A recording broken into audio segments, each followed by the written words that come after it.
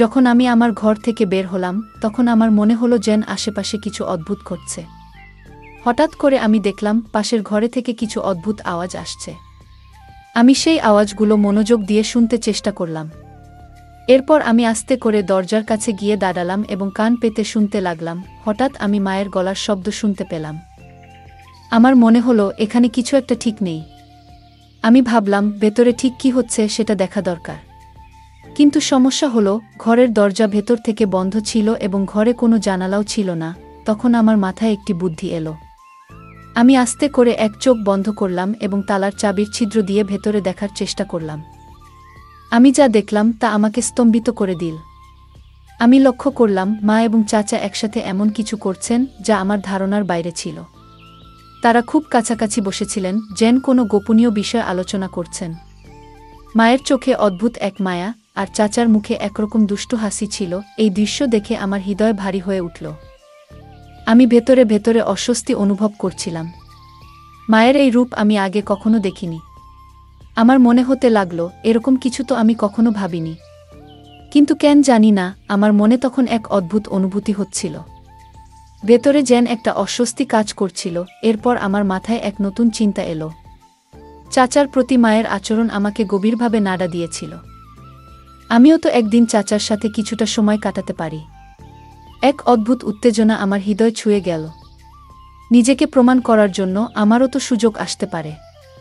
আমি ভেতরে ভেতরে ভাবতে লাগলাম কিভাবে এই কাজটা আমি করব, একদিকে ভয় আর অন্যদিকে অজানা ভাবনা। এই দ্বিধার মাঝে আমি ধীরে ধীরে নিজের পরিকল্পনা তৈরি করতে থাকলাম। গল্পের মজা উপভোগ করুন এবং শুনতে থাকুন আমাদের বাংলা অডিও স্টোরি চ্যানেল। বন্ধুরা, যদি এখনও আমাদের চ্যানেল সাবস্ক্রাইব না করে থাকেন তাহলে দয়া করে এখনই সাবস্ক্রাইব করে নিন। আজ আমি আপনাদের নিজের গল্প বলবো। আমার নাম রাগিনী। আমরা শহরে থাকি। আমাদের ছোট্ট পরিবারে আমি আর আমার মা একসাথে থাকি। তবে 2 বছর আগেও আমাদের পরিবারের অংশ ছিলেন আমার বাবা।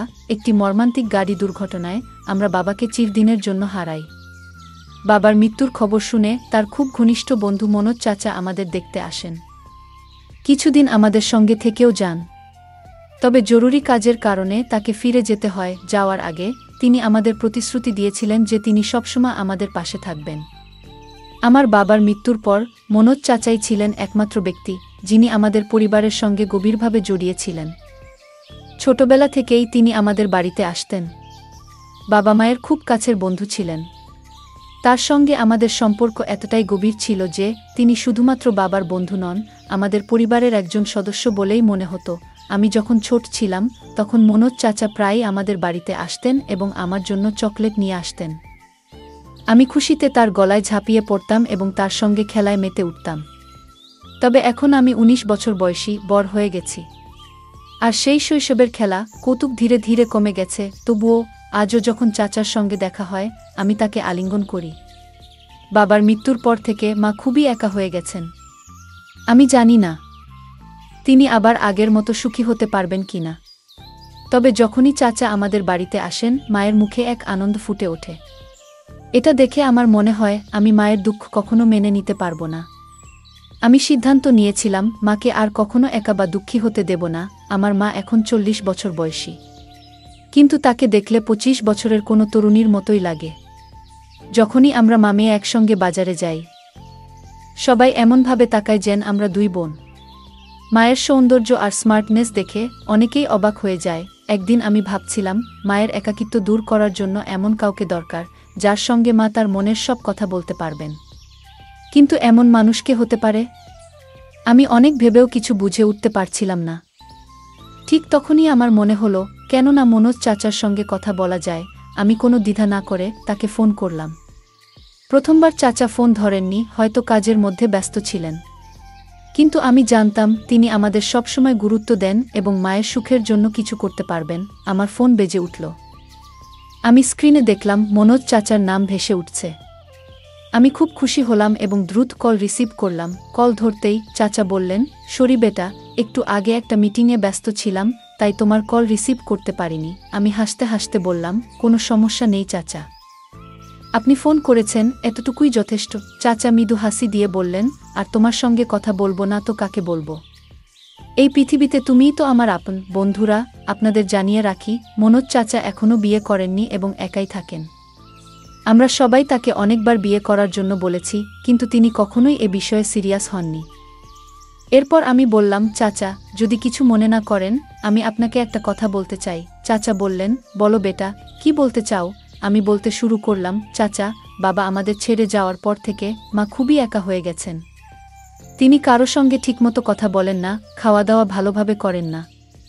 আপনি কি কিছুদিনের জন্য আমাদের সঙ্গে থাকতে পারেন? চাচা কিছুক্ষণ চুপ করে রইলেন। তারপর বললেন, কেন নয়? আমি যেমন আমার বাড়ি থেকে অফিস যাই, তেমন তোমাদের বাড়ি থেকেও যেতে পারব। এটা বলার কি আছে? আমি আনন্দে অভিভূত হয়ে ফোনটা রেখে দিলাম। খাবার খেতে আমরা টেবিলে বসেছিলাম। তখনই দরজায় কড়া পড়ল। আমি দৌড়ে গিয়ে দরজা খুললাম। সামনে মনোজ চাচা দাঁড়িয়েছিলেন। মা তখনও চুপচাপ টেবিলের পাশে বসেছিলেন। চাচা মায়ের দিকে তাকালেন, কিন্তু মা তার দিকে একবারও দেখলেন না। এরপর চাচা নিজের ঠোঁটের উপর আঙুল রেখে আমাকে চুপ থাকার ইশারা করলেন। আমি তার ইশারা বুঝে চুপ হয়ে গেলাম। চাচা ধীরে ধীরে মায়ের পেছনে গিয়ে দাঁড়ালেন এবং তার 2 হাত দিয়ে মায়ের চোখ ঢেকে দিলেন। মা আস্তে আস্তে চোখ খোলার চেষ্টা করছিলেন। তাকে এইভাবে চেষ্টা করতে দেখে মনোজ চাচা হেসে বললেন, বলতো কে? আমাকে চিনতে পারো? মা মুহূর্তেই চাচার গলার স্বর চিনতে পারলেন এবং বললেন, মনোজদা। দাদা, আপনি কখন এলেন? চাচা মায়ের চোখ থেকে হাত সরিয়ে বললেন, আমি তখনই এসেছি, যখন দেখলাম তুমি মন খারাপ করে বসে আছো।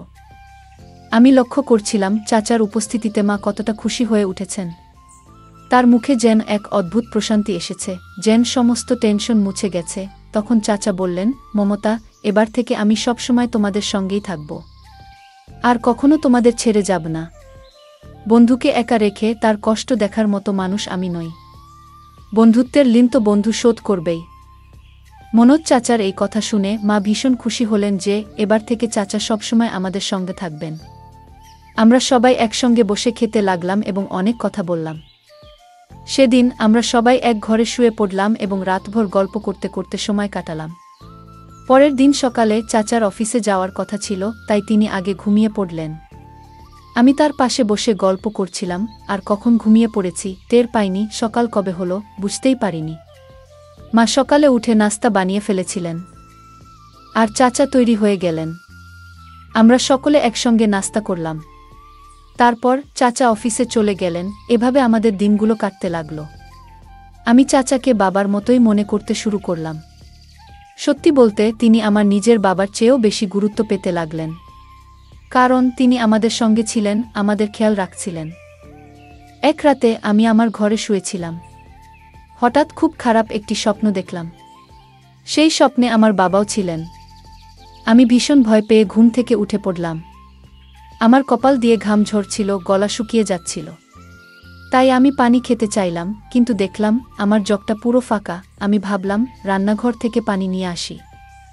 জগটা হাতে নিয়ে ঘরের দরজা খুলে বাইরে বেরোলাম এবং রান্নাঘরের দিকে হাঁটা শুরু করলাম। রাতে আমি পানির জন্য রান্নাঘরে যাচ্ছিলাম। মায়ের ঘর আমার পাশেই ছিল এবং তারপরে মনোজ চাচার ঘর। যখন আমি চাচার ঘরের সামনে দিয়ে যাচ্ছিলাম, তখন একটা মৃদু শব্দ শুনতে পেলাম। প্রথমে ভেবেছিলাম হয়তো চাচা টিভি দেখছেন, তাই বেশি গুরুত্ব না দিয়ে আমি সামনে এগিয়ে গেলাম। কিছুক্ষণ পরে সেই শব্দগুলো আরও স্পষ্ট আর জোরে শোনা গেল। এবার আমার কৌতূহল জাগল। চাচার ঘরের সামনে এসে আমি দাঁড়িয়ে পড়লাম। ভালো করে শোনার চেষ্টা করতেই বুঝতে পারলাম মা যেন কিছু বলছেন। আমি ভাবলাম, এত রাতে মা আর চাচা এক ঘরে কি করছেন? তখনই আমার মাথায় একটা বুদ্ধি এলো। আমি দরজার তালার ছিদ্র দিয়ে ঘরের ভেতরটা দেখার চেষ্টা করলাম। এক চোখ বন্ধ করে তালার ফাঁক দিয়ে যখন ভেতরটা দেখলাম, তখন আমি অবাক হয়ে গেলাম।